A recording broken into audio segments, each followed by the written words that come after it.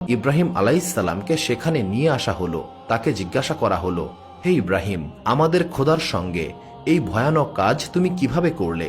জবাবে ইব্রাহিম আলাইহিসসালাম বললেন, আমি তো এই কাজ করিনি, এই কাজ তোমাদের বড় মূর্তিটি করেছে। আমার কথা তোমাদের বিশ্বাস না হলে তোমরা নিজেরাই তোমাদের খোদার কাছে এই কথাটি জিজ্ঞাসা করে দেখো। বর্ণনায় এসেছে, যেদিন হজরত ইব্রাহিম আলাইহিসসালাম মূর্তিগুলো ভাঙেন সেদিন তার কাউমের অনেক বড় একটি উৎসব ছিল। সেই উৎসবে তারা সবাই শহরের বাইরে যেত। হজরত ইব্রাহিম আলাইহিসসালাম সেদিন তার কাউমের সঙ্গে যাননি।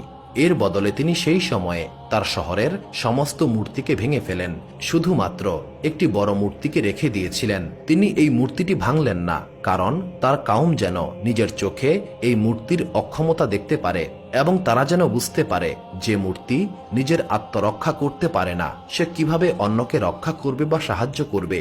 এরপরেই হজরত ইব্রাহিম আলাইহিসসালামের সঙ্গে নমরুদের সাক্ষাৎ হয়।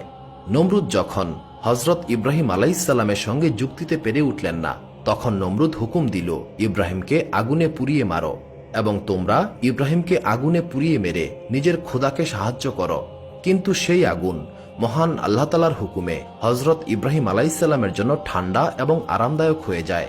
অর্থাৎ যখন নমরুদ বলে, তোমরা ইব্রাহিমকে আগুনে পুড়িয়ে মেরে নিজেদের রবের সাহায্য করো, তখন স্বয়ং আল্লাহ তাআলা আগুনকে হুকুম দেন, হে আগুন, তুমি ইব্রাহিমের জন্য ঠান্ডা এবং আরামদায়ক হয়ে যাও।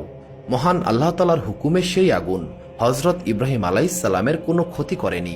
উপরন্তু হজরত ইব্রাহিম আলাইহিসসালাম 40 দিন পর্যন্ত সেই আগুনে অবস্থান করেন এবং মহান আল্লাহ তাআলার সাহায্যে সেখান থেকে সহি সালামত অবস্থায় বেরিয়ে আসেন।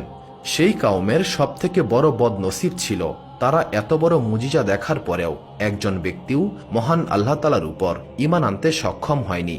এই ঘটনার পর হজরত ইব্রাহিম আলাইহিসসালাম ইরাক ছেড়ে চলে আসেন। এরপর জালিম বাদশাহ নমরুদের ধ্বংসের সময় চলে আসে। মহান আল্লাহ তাআলা নমরুদের উপর মশার মাধ্যমে আযাব নাজিল করলেন। তখন মশার পরিমাণ এত বেশি ছিল যে সূর্যের আলো পর্যন্ত ঢেকে গিয়েছিল। নমরুদ হজরত ইব্রাহিম আলাইহিসসালামকে বলল, আমি তোমার খোদার বিরুদ্ধে যুদ্ধ ঘোষণা করলাম, তোমার খোদাকে বলো তার সাহস থাকলে আমার সেনাবাহিনীর মোকাবেলা করতে। হজরত ইব্রাহিম আলাইহিসসালাম নমরুদের এই বোকামি দেখে একেবারেই তাজ্জব বনে যান। পরের দিন নমরুদ মহান আল্লাহ তাআলার সঙ্গে যুদ্ধ করার জন্য 60,000 সৈন্যের এক বিশাল সেনাবাহিনীর আয়োজন করে। হজরত ইব্রাহিম আলাইহিসসালাম মহান আল্লাহ তাআলার কাছে নিবেদন করলেন, হে মহান আল্লাহ তাআলা, আপনার সৃষ্টির মধ্যে সবচেয়ে দুর্বল প্রাণীকে আমি নমরুদের বিরুদ্ধে যুদ্ধের মাঠে চাই। মহান আল্লাহ তাআলা ইব্রাহিম আলাইহিসসালামের এই দোয়া কবুল করলেন এবং নমরুদের 60,000 সৈন্যের বিপরীতে 60,000 মশাকে যুদ্ধের ময়দানে পাঠান। সেই 60,000 মশার মধ্যে একটি মশা ছিল খোরা এবং শারীরিকভাবে সবচেয়ে দুর্বল। সেই দুর্বল মশাটি হল সেই 60,000 মশক সৈন্যের সেনাপতি। এই মশাগুলো নমরুদ বাদে তার বাহিনীর বাকি সবার রক্ত চুষে সেখানেই মেরে ফেলে। নমরুদ শুধু এই আযাব দেখে যাচ্ছিল, কিন্তু সে কিছুই করতে পারছিল না। অতঃপর যুদ্ধের এক পর্যায়ে সেই দুর্বল সেনাপতি নমরুদের নাক দিয়ে তার মস্তিষ্কের ভেতরে প্রবেশ করে এবং তাকে 400 বছর ধরে মস্তিষ্কের ভেতরে কামড়াতে থাকে। তাকে উঠতে বসতে শুতে সর্বাবস্থায় সেই মশা কামড়াতে থাকে। নমরুদ মাথার যন্ত্রণায় নিজেই নিজের মাথায় আঘাত করত। এক পর্যায়ে অবস্থা এমন হল, নমরুদের দরবারে যেই আসত সেই তার মাথায় জুতা দিয়ে পিটাত।